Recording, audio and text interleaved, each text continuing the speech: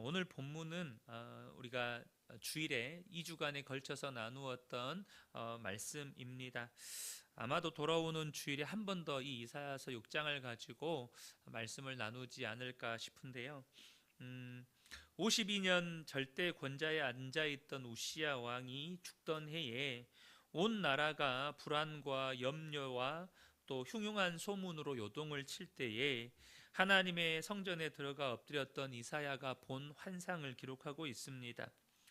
여러분, 하나님은 영이십니다. 그래서 우리의 눈에 보이지 않습니다. 물론 구약에 보면 하나님께서 종종 예를 들면 모세에게, 오늘도 본문의 이사야처럼 하나님의 영광을 보여주시는 기사가 있습니다.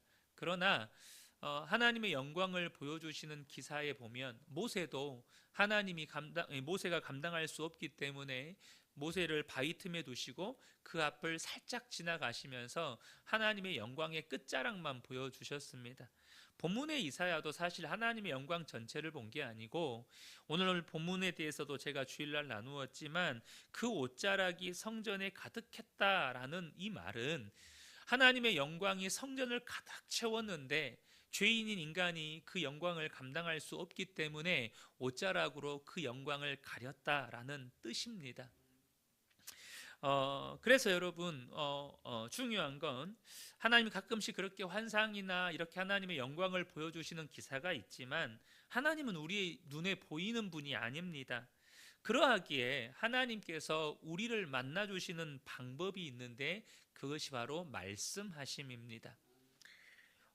아브라함이 영광 중에 하나님을 만났습니다. 그런데 그가 하나님을 만난 증거는 하나님의 영광을 환상으로 봤다가 아니라 그에게 말씀이 주어졌다는 것입니다. 그래서 아브라함이 하나님의 말씀을 쫓아서 본토 친척 아비집을 떠나서 말씀을 따라 하나님이 인도하시는 약속의 땅 가나안으로 들어가는 것이죠.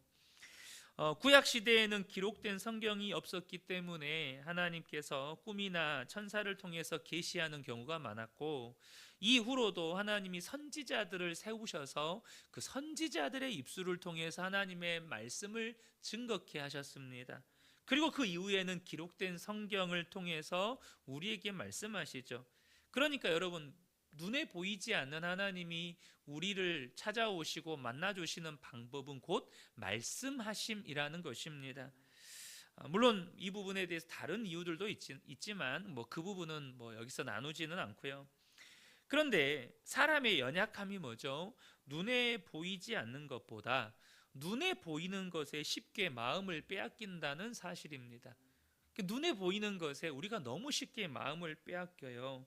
본문의 유다 백성들은 절대 권력자 우시야 왕이 죽자 어찌할 바를 모릅니다.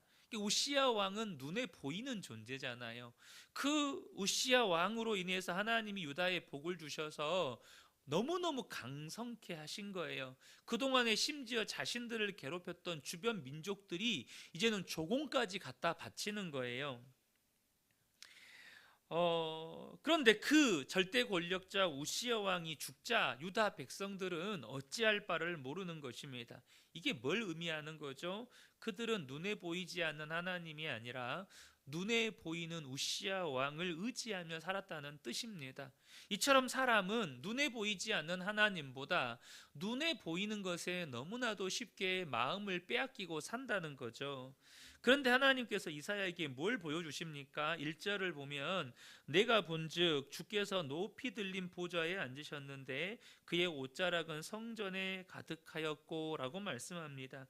높이 들린 보좌에 하나님이 앉아 계시고 그분의 영광이 성전에 가득하고 그 영광 앞에서 하나님을 모시고 선 천사들이 하나님을 찬양하는 장면을 보게 됩니다. 다윗의 후손, 영원한 언약을 받았던 다윗의 후손이잖아요, 우시야 왕이.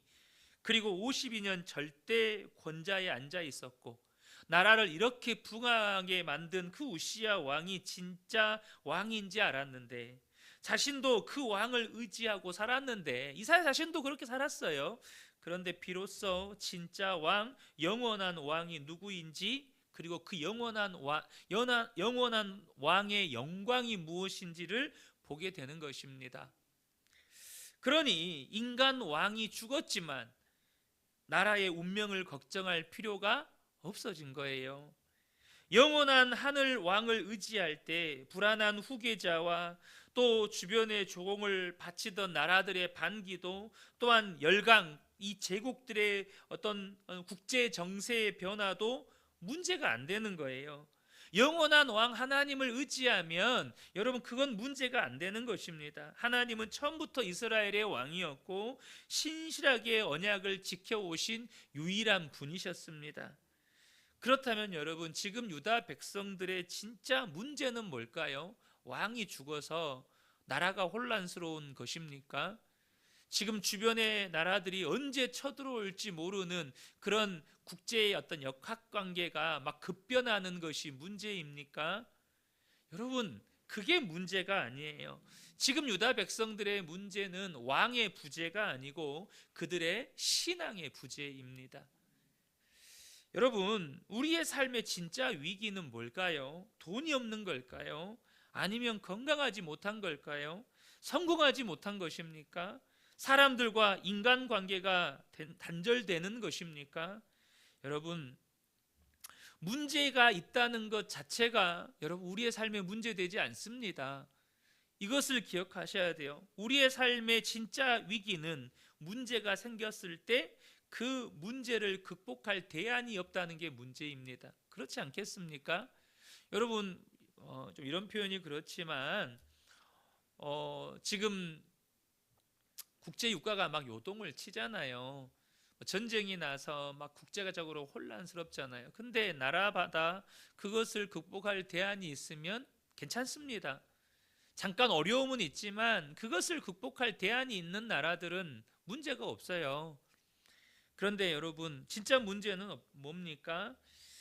그 문제를 우리가 먼저 좀 생각해야 될 건 뭐냐면 하나님께서 우리를 빚어가실 때 그냥 빚어가시나요? 그게 아니잖아요. 다양한 상황과 환경을 통해서 빚어가시잖아요. 형통한 날도 주시고 곤고한 날도 주십니다. 그러나 여러분 그 문제를 극복할 믿음이 없다면 문제는 그때부터 재앙이 되고 저주가 됩니다. 문제를 극복할 믿음이 없으면 문제는 저주가 되고 재앙이 돼요. 여러분 이스라엘 백성들에게 있어 광야는 그들의 믿음을 훈련하는 장소였지 않습니까? 광야라는 이 과정, 환경, 시간들을 통해서 하나님은 그들을 빚으셨습니다. 그런데 문제가 뭐죠? 믿음을 가진 여호수아와 갈렙은 그 광야를 통과하면서 있던 믿음이 더욱더 빚어지고 연단이 됩니다. 그런데 반면 믿음이 없었던 20세 이상 된 이스라엘 백성들은 믿음이 없어서 하나님이 빚으시는 그 환경 속에서 원망하고 불평하다가 광야에서 멸망을 당합니다. 여러분 하나님에 대한 믿음이 이렇게 중요합니다. 하나님에 대한 믿음이 이렇게 중요한 거예요. 사랑하는 성도 여러분, 우리의 삶에 많은 문제들이 있죠.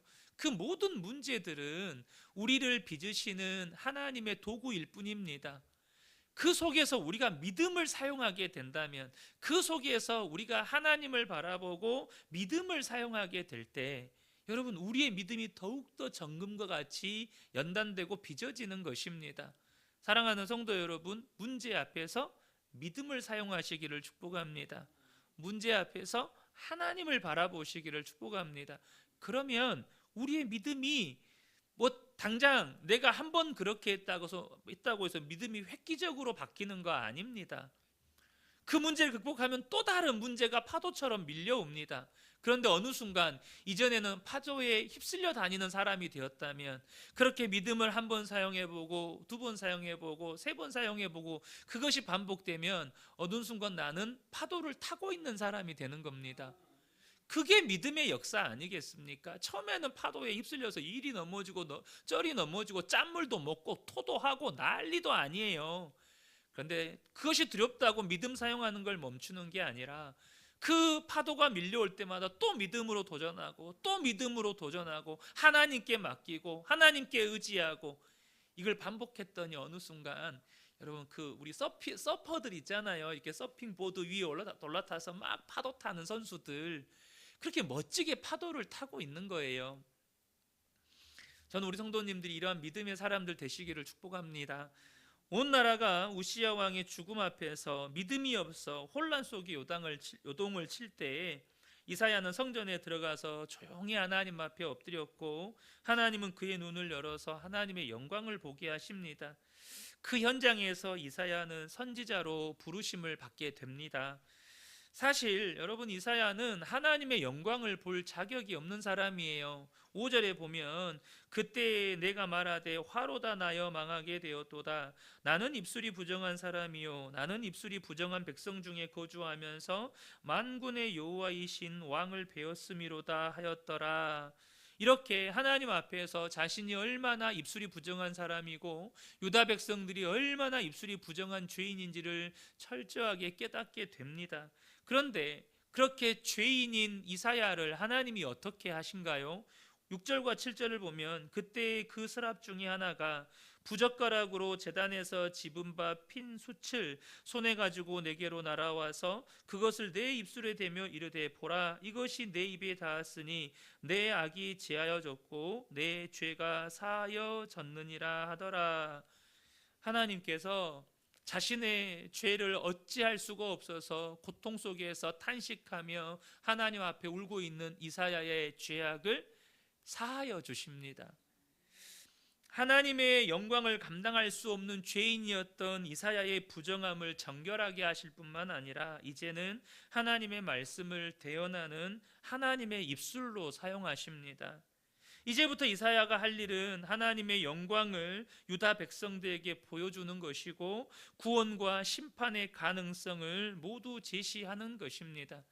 이 하반부에 대해서는 제가 이제 주일에 더 나누기로 하고, 중요한 사실은 이사야가 그렇게 하나님의 입술, 선지자의 사명을 감당하기 전에 그의 모든 죄가 사함받고 정결하게 되었다는 것입니다. 하나님께서 이사야를 나는 입술이 부정한 자요 입술이 부정한 백성 중에 거주하고 있는 그 악한 상태를 그대로 쓰시는 게 아니고 그를 거룩하고 정결하게 하셔서 사용하셨다는 것입니다. 뭘 의미하죠? 하나님께 쓰임받는 사람에게 있어서 거룩함과 정결함이 너무나 중요하다는 것입니다. 사랑하는 성도 여러분, 저는 우리 모든 성도님들이 하나님께 쓰임받는 성도님들 되시기를 축복합니다. 여러분, 하나님께 쓰임받음에 있어서 중요한 게 뭐죠? 거룩함과 정결함입니다. 그래서 예수님께서 우리의 모든 죄를 십자가에서 사하신 것입니다. 디모데후서 2장 20절 22절 보면 큰 집에는 금그릇과 은그릇뿐 아니라 나무그릇과 질그릇도 있어 귀하게 쓰는 것도 있고 천하게 쓰는 것도 있나니 그러므로 누구든지 이런 것에서 자기를 깨끗하게 하면 귀히 쓰는 그릇이 되어 거룩하고 주인의 쓰심에 합당하며 모든 선한 일을 준비함이 되리라. 또한 너는 청년의 정욕을 피하고 주를 깨끗한 마음으로 부르는 자들과 함께 의와 믿음과 사랑과 화평을 따르라 라고 말씀합니다. 여러분, 저는 간절한 소원이, 분명히 하나님께서 로마서 말씀을 보면 우리의 몸을 불의의 병기로 주지 말고 의의 무기로 하나님께 드리라고 말씀하십니다. 안타까운 건 여러분, 불의의 병기로 사탄의 도구로 쓰임받는 사람들도 있습니다. 그러나 우리가 육신의 정욕과 우리의 마음이 원하는 대로 우리의 삶을 내어주는 것이 아니라 정말로 주의 말씀을 쫓아 날마다 예수 그리스도의 십자가 바라보고 정말로 내 삶을 하나님께 드림으로 의의 병기로 쓰임 받는 것이 우리의 삶의 가장 큰 복 중에 하나입니다. 저는 우리 성도님들이 능력도 중요하고 은사도 중요하고 실력도 중요하고 내가 사회적으로 어떤 직업을 가지고 있는가도 중요하고 다 중요합니다. 그런데 중요한 건 우리가 하나님 앞에 거룩하고 정결한 의의 도구들이 되어야 한다는 것입니다. 그러므로 저는 우리 근혜교회 모든 성도님들이 날마다 자신을 돌아보고 나의 삶에 묻은 죄악을 그리스도의 보혈로 회개함으로 씻어내고 하나님 앞에 정말로 의의 도구로 쓰임 받는 복된 분들 되시기를 예수님의 이름으로 축복합니다.